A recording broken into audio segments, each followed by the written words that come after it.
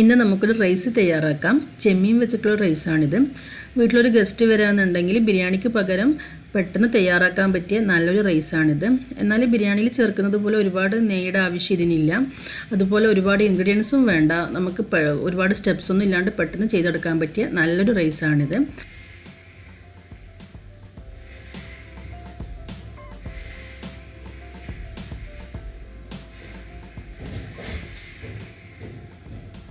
ഞാനിവിടെ 350 ഗ്രാം ചെമ്മീൻ കഴുകി വൃത്തിയാക്കി എടുത്തിട്ടുണ്ട്.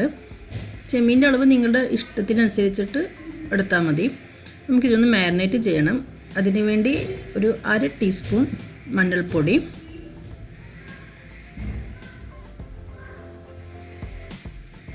2 ടീസ്പൂൺ മുളക് പൊടി, ആവശ്യത്തിന് ഉപ്പ്, പകുതി ചെറുനാരങ്ങയുടെ നീര്, ഇവ ചേർത്ത് നമുക്കിതിനെ നന്നായി മിക്സ് ചെയ്തെടുക്കാം. ഇപ്പോൾ ഈ മുളക് പൊടി ചേർക്കുന്ന സമയത്ത് നിങ്ങളുടെ എരിവിനനുസരിച്ചിട്ട് ചേർക്കുക. ഇതിലിപ്പോൾ ഇനി നമ്മൾ കുരുമുളക് പൊടി പച്ചമുളകെല്ലാം ഇടുന്നത് കൊണ്ട് ഒരുപാടങ്ങ് എരിവ് ആവരുത്. നിങ്ങൾക്ക് എത്രയാണോ എരിവ് വേണ്ടത് അതിനനുസരിച്ചിട്ട് ചേർത്താൽ മതി. ഇതിനൊരു 15 മിനിറ്റെങ്കിലും മാരിനേറ്റ് ചെയ്ത് വെക്കണം. കൂടുതൽ സമയം വെച്ചാൽ അത്രയും നല്ലത്. അപ്പോൾ നന്നായി മിക്സ് ചെയ്ത് നമുക്കിതൊരു 15 മിനിറ്റ് മാരിനേറ്റ് ചെയ്ത് വെക്കാം.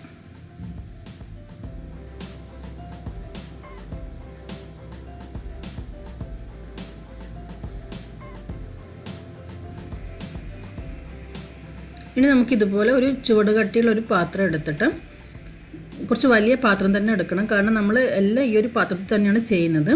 അപ്പോൾ ഇതിലേക്ക് ആവശ്യത്തിന് ഓയിൽ ഒഴിക്കുക. ഞാൻ ഒലിവ് ഓയിലാണ് ചേർത്തിട്ടുള്ളത്. നിങ്ങൾക്ക് ഇഷ്ടമുള്ള ഓയിൽ ഒഴിക്കാം. ഈ എണ്ണ ചൂടായി വരുമ്പോഴത്തേക്കും നമുക്കിതിലേക്ക് ഒരു 6 വെളുത്തുള്ളി അല്ലി ചെറുതായി അരിഞ്ഞത് ചേർക്കാം. ഈ വെളുത്തുള്ളി ഇതിൽ നിന്ന് നന്നായി മൂത്ത് വരണം.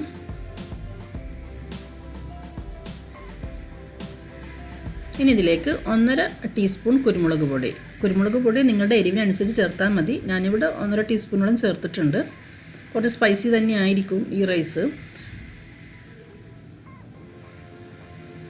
ഇപ്പം ഒരു നല്ലൊരു മണമാണ്. ഈ കുരുമുളക് പൊടിയും ഈ ഒരു വെളുത്തുള്ളിയൊക്കെ ഈ എണ്ണയിൽ ഇങ്ങനെ മൊരിഞ്ഞ് വരുമ്പോഴത്തേക്കും നല്ലൊരു സ്മെല്ലാണ് ഇതിന്. ഇനി നമുക്കിതിലേക്ക് നേരത്തെ മാരിനേറ്റ് ചെയ്ത് വെച്ച ചെമ്മീൻ ചേർക്കാം. ഈ ചെമ്മീൻ ചേർത്ത് നന്നായി വഴറ്റിയെടുക്കണം.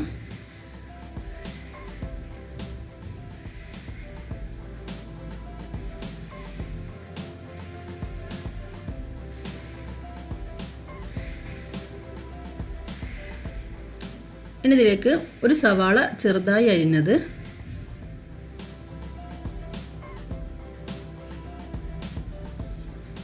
3 പച്ചമുളക് നീളത്തിലരിഞ്ഞത്, 2 തക്കാളി ചെറുതായി അരിഞ്ഞത്, ഇവ ചേർത്ത് വീണ്ടും വഴറ്റിയെടുക്കാം.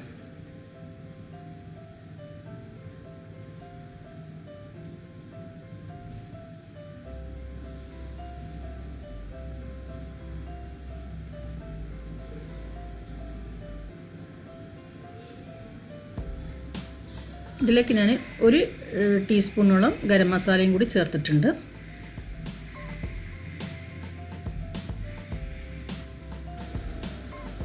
ബിരിയാണിക്ക് മസാല തയ്യാറാക്കുന്നത് പോലെ ഒരുപാട് മസാലയുടെ ആവശ്യമൊന്നും ഇതിനില്ല. ഇനി നമുക്കിതിലേക്ക് ഞാനിവിടെ 2 കപ്പ് ബസ്മതി റൈസ് കഴുകിയെടുത്തിട്ടുണ്ട്. ഈ ബസ്മതി റൈസ് ഇല്ലയെന്നുണ്ടെങ്കിൽ നമ്മൾ സാധാരണ നെയ്ച്ചോറ് വെക്കുന്ന അരിയില്ല, ജീരകശാല റൈസ്, അത് ചേർത്താലും മതി. പക്ഷേ ഇതിൽ ചെയ്യുമ്പോൾ ഒരു ടേസ്റ്റ് ഉണ്ടാവുക. അതില്ലാന്നുണ്ടെങ്കിൽ ആ ജീരകശാല റൈസിൽ ചെയ്താൽ മതി. നമുക്കിതിനൊന്ന് ഈ ഒരു അരി ഇതിൽ നിന്ന് നന്നായി വറുത്തെടുക്കണം.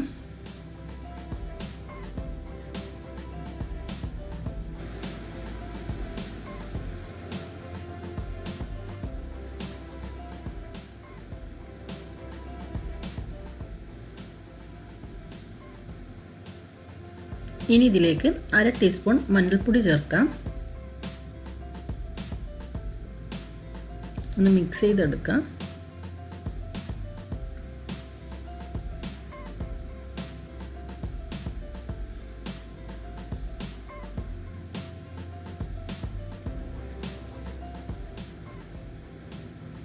ഒരു പകുതി ചെറുനാരങ്ങയുടെ നീര് കൂടി ചേർത്ത് നന്നായി ഒന്ന് മിക്സ് ചെയ്യുക.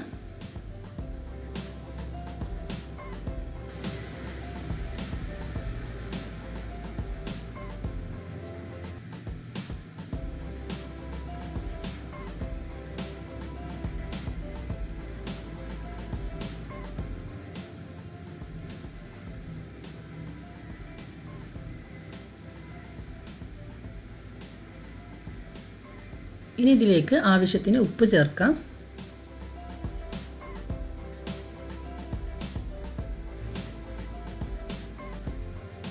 ഈ ചോറ് വെള്ളം ഒഴിക്കുന്നതിന് മുമ്പ് മാത്രമേ ഇങ്ങനെ മിക്സ് ചെയ്യാൻ പാടുള്ളൂ. വെള്ളം ഒഴിച്ചതിന് ശേഷം ഇങ്ങനെ ഇളക്കിക്കൊണ്ടിരുന്ന് കഴിഞ്ഞാൽ ചോറ് കട്ട പിടിക്കുകയും പെട്ടെന്ന് കുഴഞ്ഞിരിക്കുകയും ചെയ്യും. അപ്പോൾ അതുകൊണ്ട് വെള്ളം ഒഴിച്ച് കഴിഞ്ഞാൽ ഇങ്ങനെ ഒരുപാട് മിക്സ് ചെയ്യാനും ഇളക്കാനൊന്നും പാടില്ല.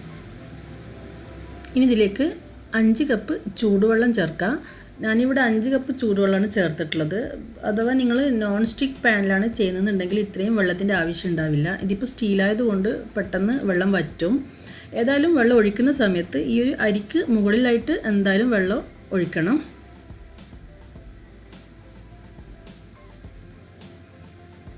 ഒന്ന് ചെറുതായി ഒന്ന് ഇളക്കിയതിന് ശേഷം നമുക്കിതിനെ ഒന്ന് ഒരു ലോ ഫ്ലെയിമിൽ വെച്ച് അടച്ച് വേവിച്ചെടുക്കാം.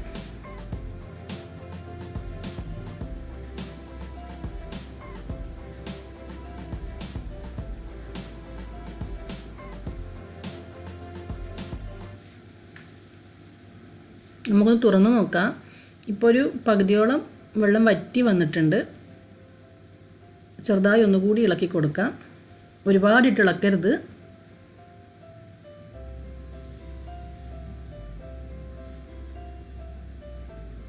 വീണ്ടും നമുക്കിതിനൊന്ന് അടച്ച് വെച്ച് വേവിക്കാം.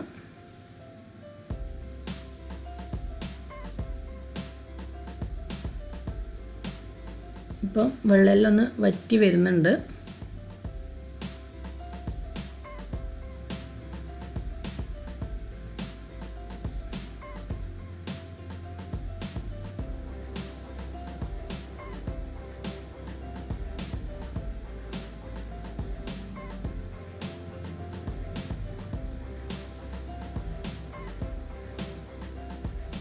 ലോ ഫ്ലെയിമിൽ ചെയ്താൽ മതി, അല്ലെങ്കിൽ പെട്ടെന്ന് വെള്ളം വറ്റിയിട്ട് നമ്മുടെ അരി വേവാതെ നിൽക്കും. അപ്പോൾ അതുകൊണ്ട് ലോ ഫ്ലെയിമിൽ ചെയ്താൽ മതി.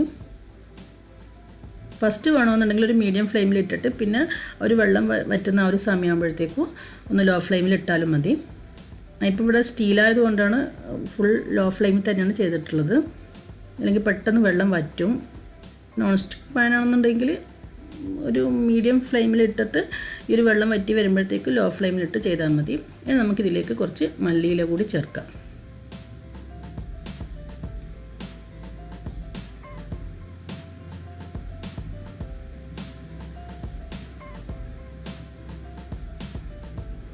ഇപ്പോൾ നമ്മുടെ പ്രോൺസ് റൈസ് ഇവിടെ റെഡി ആയിട്ടുണ്ട്. അപ്പോൾ നല്ല ടേസ്റ്റാണ്, വളരെ എളുപ്പമാണ്. എല്ലാവരും ട്രൈ ചെയ്ത് നോക്കുക. ഇഷ്ടമായെങ്കിൽ ലൈക്ക് ചെയ്യുക, ഷെയർ ചെയ്യുക, സബ്സ്ക്രൈബ് ചെയ്യാത്തവരാണെങ്കിൽ സബ്സ്ക്രൈബ് ചെയ്യുക.